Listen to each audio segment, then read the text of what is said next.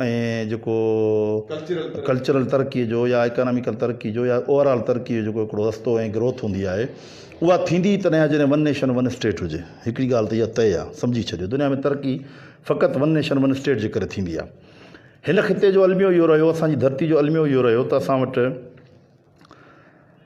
रोज़ अवल खां ख़ुशहाली रही। तव्हांखे हिकिड़ी मज़ेदार ॻाल्हि ॿुधायां, यानी असां दुनिया खे सभु कुझु ॾिनो आहे।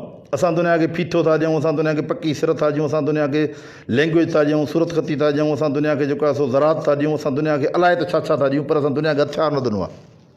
गिलोल बि असां न ठाही आहे। असां का तरार, असां को भालो, का भड़छी, का तरार, का बंदूक कुझु बि न ठाहियो आहे। छो त असीं हिकु त पुरमुन रहिया आहियूं, असां कॾहिं कंहिं ते हमिलो कयो ई कोन्हे, ऐं ॿियो असां ख़ुशहाल रहिया आहियूं, जंहिंजे करे वरी असां ते हमला थिया आहिनि। ख़ासि तौर ते अरब जेके आहिनि उन्हनि जी तारीख़ी मईशत का रही ई कोन्हे। उहे सदाईं जेको आहे सो उहे सहराउनि में बि, उहे ज़मीनी जेको आहे सो रोडनि रस्तनि ते बि फुर लुट करे पंहिंजी जेको आहे सो मईशत जो गुज़ारो कंदा रहिया आहिनि, ऐं सामुंडी फुर लुट कंदा रहिया आहिनि। अॼु बि इराक़ी कज़ाक मशहूरु आहिनि। ॿेड़नि जा ॿेड़ा हू चाइना जा, जापान जा, ॿियनि जा ॿेड़नि जा ॿेड़ा गर्व करे वेंदा आहिनि, फुरे वेंदा आहिनि। बिल्कुलु ईअं जीअं कंहिं ज़माने में नूरियाबाद में हिकिड़ी का कम्यूनिटी हूंदी हुई असांजी, उहे एॾा माहिर हूंदा जो हल्दी ट्रक मां मेंह लाहे वेंदा, हल्दी ट्रक मां मेंह लाहे वेंदा, इन क़िस्म जा। पोइ हाणे मां ज़ात जो नालो नथो खणा, नाराज़ थी वेंदा उहे यार। त उहे हिकिड़ी अहिड़ी कम्यूनिटी हुई, हाणे शायदि उहे सुधरी विया आहिनि, पढ़िया लिखिया थी विया।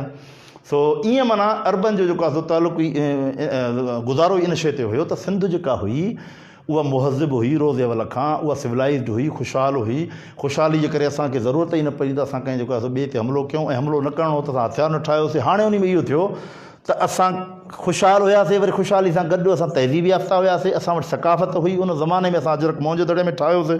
असांजे जेको आहे सो किंग प्रीस्ट जी ॾाढ़ी जेका हुई चापड़ी, उहा अजरक जे इन गुलनि जहिड़ी हुई, ऐं इन क़िस्म जी असांजी जेका चापड़ी ॾाढ़ी अॼु बि सिंध में मशहूरु आहे, उहा जेका सो ॾाढी ख़ूबसूरत, उहा असांजी माना हिकिड़ी सकाफ़त हुई, असांजो हिकिड़ो ॾेख हुयो, मज़हर हुयो।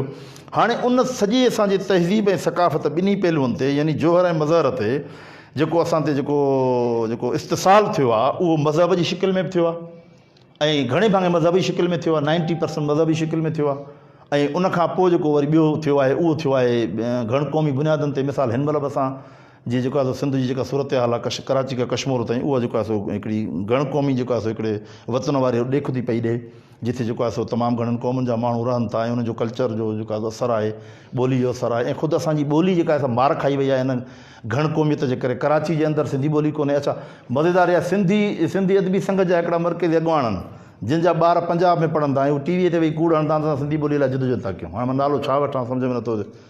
हाणे हिन महिल बि उहो सिंधी अदबी संघ जो हमरा जेको आहे उहिदेदार आहे, उनजो पुटु पंजाब में थो पढ़े ऐं पाण टीवीअ ते वेही कूड़ हणंदो आहे त मां जेको सिंधी ॿोली जिदोजहद थो कयां। मूंखे सिंधी ॿोलीअ ऊनो आहे। कहिड़ो गुण आहे? तव्हांजे घरनि में सिंधी ॿोली कोन थी ॻाल्हाए वञे, इंग्लिश मीडियम असां ते हावी थी वियो आहे।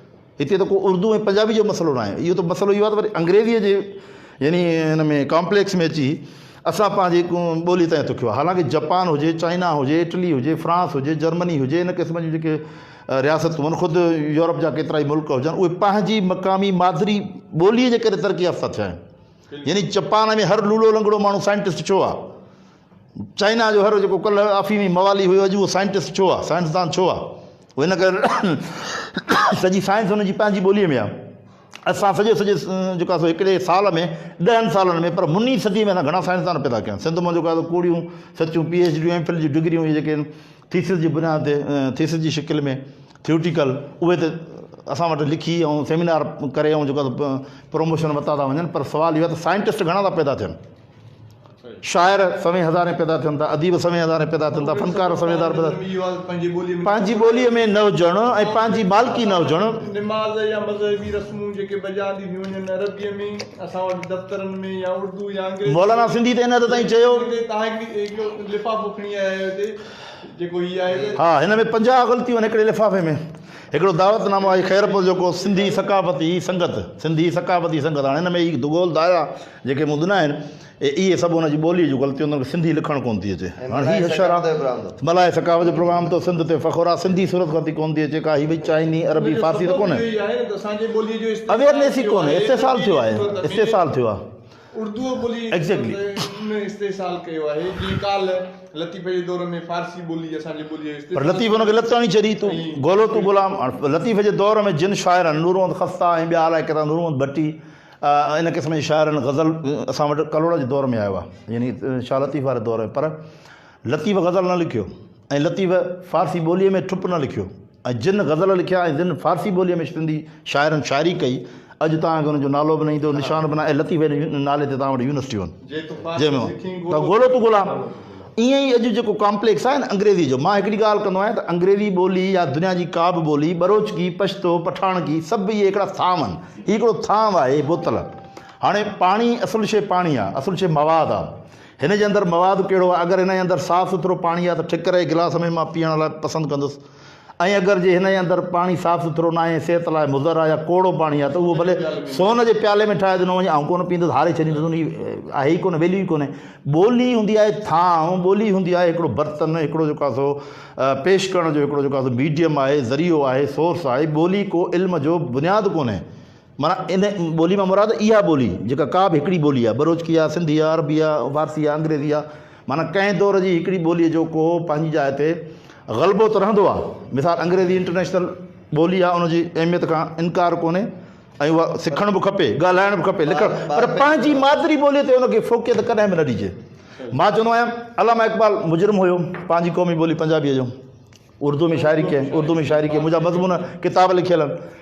फैज़ अहमद फैज़ मुजरिम हो, पंहिंजी पंजाबी ॿोलीअ जो, हुन उर्दू में शाइरी कई। अहमद फराज़ मुजरिम हो, पंहिंजी पश्तो ॿोलीअ जो, हुन जेको उर्दू में शाइरी कई। इन्हनि खे तारीख़ कॾहिं माफ़ु कोन कंदी। मूं अहिड़ो ख़त कंहिं ज़माने में मुस्तनसर हुसैन तारड़ खे लिखियो कई साल अॻु, पर हुन बदयानती कंदे उन खां कीअं चवंदो त असां जेको ॿोली असांजी